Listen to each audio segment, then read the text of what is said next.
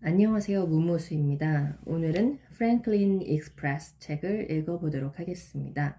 에릭 와이너 지음 길고 쓸모있는 인생의 비밀을 찾아 떠난 여행 어크로스 출판사에서 나온 책입니다.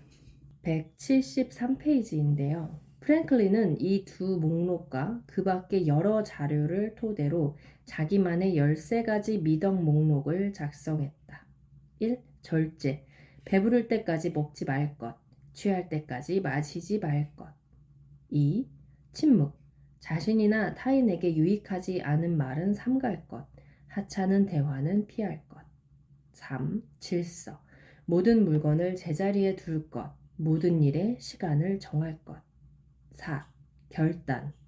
해야 할 일은 실행하기로 결심할 것. 결심한 일은 반드시 실행할 것. 5. 절약. 자신이나 타인에게 도움되지 않는 지출은 하지 말 것. 즉, 절대 낭비하지 말 것.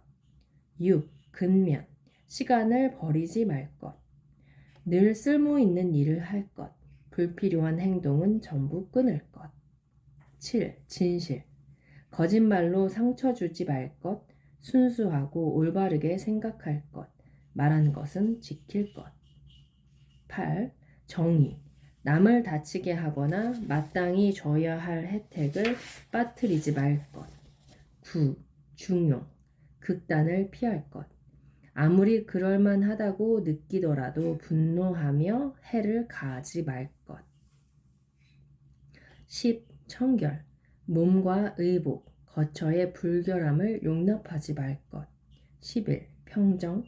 사소한 일, 흔하거나 피할 수 없는 사건에 흔들리지 말 것. 12. 순결. 성교는 주로 건강이나 자식을 위해서만 할 것. 몸이 굼떠지거나 약해지거나 자신 또는 타인의 평화나 평판을 해칠 만큼 하지 말 것. 13. 겸손. 예수와 소크라테스를 따를 것. 벤의 목록에 없는 미덕은 관용이다. 나는 이것이 실수였다고 생각하지 않는다. 벤에게 자비는 덕 있는 삶에 자연스럽게 따라오는 결과였다. 분노를 통제하는 그의 능력은 유용했다. 덕분에 인맥이 넓어졌고 가동 범위가 늘어났다. 그는 분노에 휘둘리지 않았기에 불길이 번질까봐 두려워하지 않고 열띤 토론에 참여할 수 있었다. 정치적 숙적과 원만히 식사하며 공통점을 찾을 수도 있었다. 프랭클린은 많은 사람이 잊어버린 사실, 즉 분노를 견디는 능력, 분노를 느끼면서도 행동으로 표현하지 않는 능력이 우리 세계를 확장하고 우리 모두를 가능성주의자로 만든다는 사실을 알았다.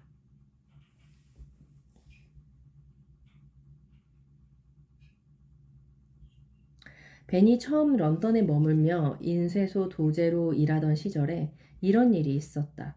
동료 인쇄공이 그에게 맥주값으로 5실링을 달라고 했는데 벤은 맥주를 마시지 않았기에 돈을 내지 않겠다고 했다. 얼마 지나지 않아 이상한 일이 벌어지기 시작했다. 활자가 평소와 다른 상자에 들어가 있고 원고의 페이지가 뒤죽박죽 뒤섞이는 등 여러 못된 장난의 피해자가 된 것이다. 왜 그러느냐고 따지자 다른 인쇄공들은 모르쇠로 잡아떼며 인쇄소의 유령에게 혐의를 덮어 씌웠다.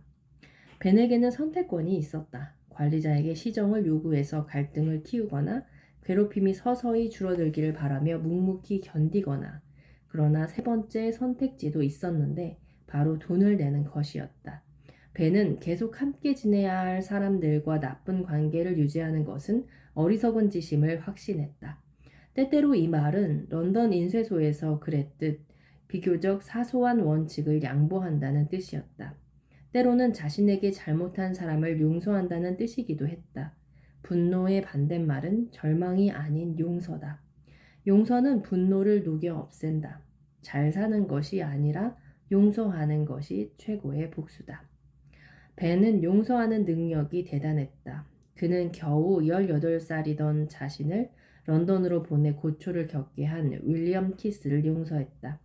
사람들 앞에서 자신을 모욕한 이전 상사 세뮤얼 키머를 용서했다. 자신에게 폭력을 쏟아낸 형 제임스를 용서했다. 그는 전쟁이 끝난 뒤 영국마저 용서했다. 나무는 우리의 보잘것없는 수명을 비웃는다. 나무는 시간이 흐른 뒤에야 자신의 진짜 본성을 드러낸다. 그건 집과 사람들도 마찬가지라고. 21세기의 벤이 지적한다. 인격은 패턴이에요. 그가 말한다. 18세기의 벤도 동의했을 것이다.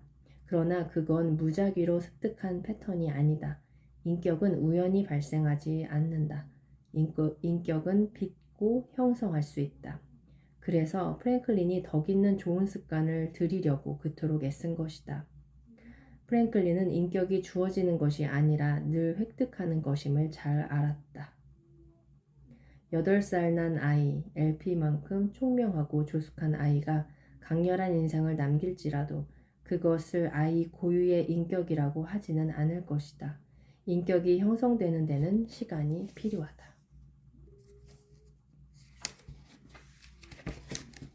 벤은 중요하고 쓸모있는 사람으로 남고 싶었다. 그는 자신을 필요로 하는 사람이 필요했다. 그러나 고령의 나이와 그에게 남은 시간이 겨우 몇 년뿐이라는 사실은 어떡한단 말인가. 벤의 대답은 한마디로 흥이었다. 그는 한 프랑스인 친구에게 이렇게 말했다. 나의 신조는 언제나 영원히 살 것처럼 살라는 것이었어. 그렇게 생각해야만 기운을 내서 유용한 목적을 달성하려고 노력할 수 있거든. 이 말을 어떻게 이해해야 할지 모르겠다. 늙은 마술사가 또 하나의 환상을 꾸며냈다. 이번에 그 환상은 바로 불멸이다. 그는 실제로 자신이 영원히 살 거라고 믿지는 않았지만 그래도 그런 척 했다. 알고 보니 그건 또 하나의 유용한 기만이었다. 정부가 흔들림 없이 오래 지속되려면 정부는 지혜롭고 공정하다는 여론이 유지되어야 한다. 사람들이 지도자를 두려워하는 것이 좋은가, 사랑하는 것이 좋은가 라는 오래된 질문에서 프랭클린은 단호히 사랑의 편에 선다.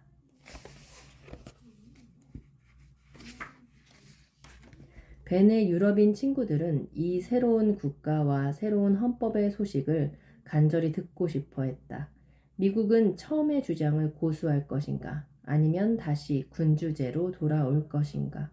프랭클린은 군주제로 돌아갈 가능성이 늘 존재한다는 사실을 알았다. 그는 인간은 왕정에 이끌리는 성향을 타고났다고 말했다. 프랑스에 살 때 이웃지간이었던 장 바티스트 르로이에게 보낸 1789년의 편지에서 벤은 특히 인상적인 의견을 드러냈는데 그 맥락은 종종 간과되곤 한다. 벤은 이렇게 말했다. 새로 수립한 우리의 헌법은 영원할 것처럼 보이지만 죽음과 세금을 제외하면 이 세상에서 확실하다고 말할 수 있는 것은 하나도 없다네. 타는 듯이 무더웠던 필라델피아의 여름에 어지럽고 용감하게 만들어진 미국 헌법은 선물도 당연한 권리도 아니었다.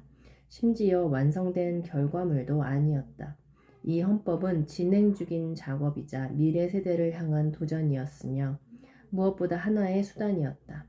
딱 사용하는 사람만큼만 선하고 쓸모있는 수단.